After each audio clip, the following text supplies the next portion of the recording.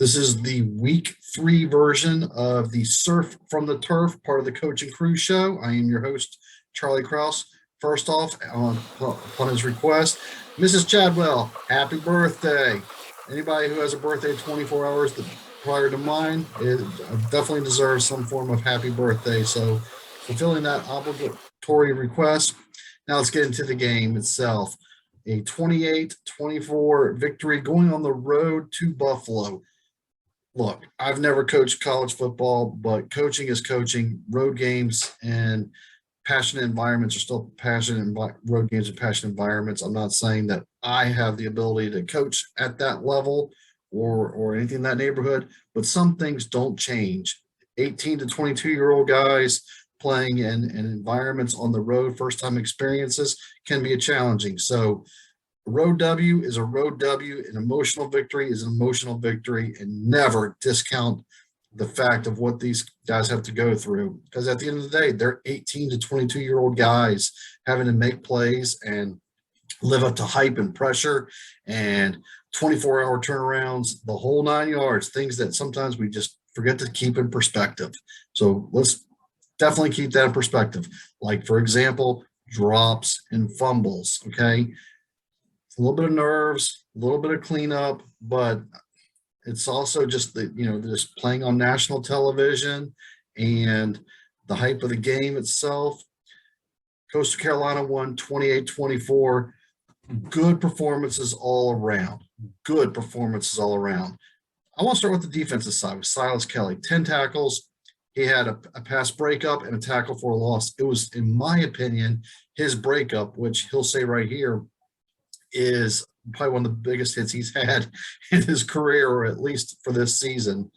And about how I thought that was a shifting moment of the game, even late in the second quarter. It was a third down stop, and he put a good licking on their receiver.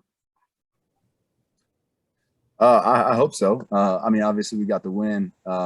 It felt like the best hit I've ever had. It felt good to lay a hit like that on somebody, and it felt good to get them off the field because it was third down. And so I think it did add a little juice to our team, onto our sideline. We came back onto the sideline, hyped up and ready to get back out there.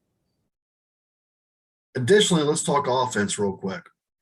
And Shamari Jones had himself a career outing of, something like 149 yards and a touchdown, a couple big long runs, most of them in the A gaps. And here's what he saw.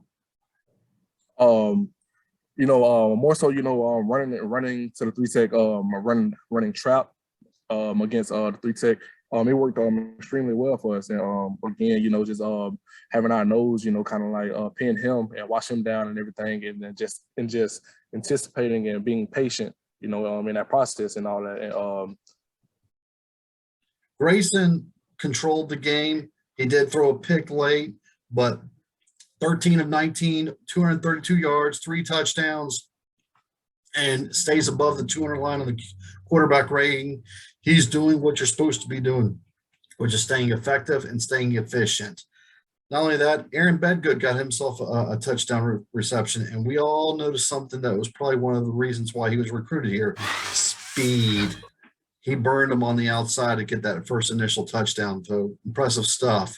Overall, Chanticleers got exactly to the penny, 460 yards offense, the same like they did last week against Kansas.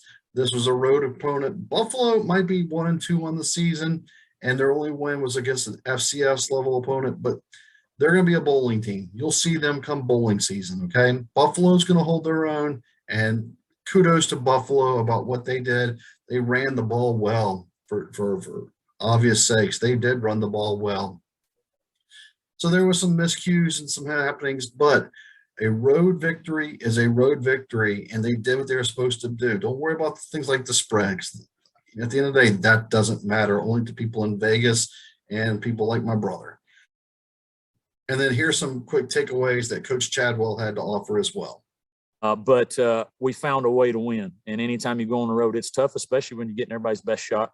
So I'm pleased with how we got the victory. I'm pleased that we grinded it out there at the end and had to run the clock out, and we found a way to do that. And so we'll take it, 1-0 this week, first win in the state of New York, first win versus the MAC. We've heard that all week. And so I'm glad we could get that off of our record books there. And sometimes the coach might not make the best call. It's the quarterback's job to make the best play out of it, and be accountable for what you're doing. And I think he was emotional because he made a bad decision.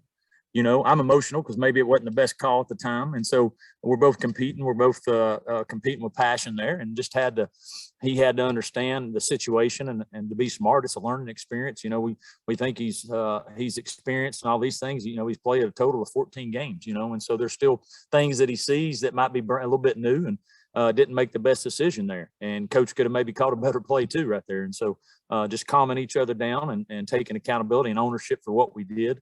And fixing it moving forward, which we did. And This has been Charlie Krause. Please follow me on Twitter at Coach Crew Show. Like and subscribe to our YouTube channel, our Facebook page, Instagram page, all those social media sites for the latest of not just Coastal Carolina football, but college football in general.